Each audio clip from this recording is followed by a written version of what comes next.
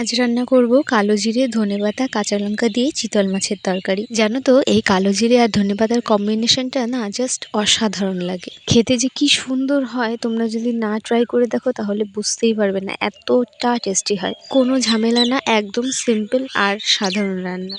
কি প্রথমে চিতল মাছগুলো ভালো করে লাল লাল করে কড়া কড়া করে এপিট ওপিট করে ভেজে নিলাম। তারপরে লম্বা লম্বা করে আলু কেটে সেই আলুগুলোকেও ভালো করে লাল লাল করে ভেজে নিলাম। আর ওইদিকে মশলার জন্য রেডি করেছি কালো জিরে কাঁচা লঙ্কা ধনেপাতা আর টমেটো। যারা এই মশলা দিয়ে এখনো মাছের ঝোলের রেসিপিটা ট্রাই করে দেখোনি তারা অবশ্যই ট্রাই করে দেখতে পারো, খেতে ভীষণই সুন্দর হয়। তারপরে তেলের উপর কালো জিরে ফোড়ন দিয়ে মশলাটা দিয়ে ভালো মতো কষিয়ে নিলাম। মশলা কষানো হয়ে গেলে ভাজা আলুগুলো তারপরে দিয়ে দিলাম। তারপর পরিমাণ মতো জল দিয়ে ভালো করে ফুটিয়ে নিলাম। তারপর ঢাকনা খুলে একে একে মাছগুলো ঝোলের মধ্যে দিয়ে দিলাম। আর এই রান্নায় বাটার মধ্যে যেহেতু ধনেপাতা গেছে তাই শেষে আর ধনেপাতা দিলাম না, আর এর মধ্যে গরম মশলা দেওয়ার কোনো প্রয়োজন নেই।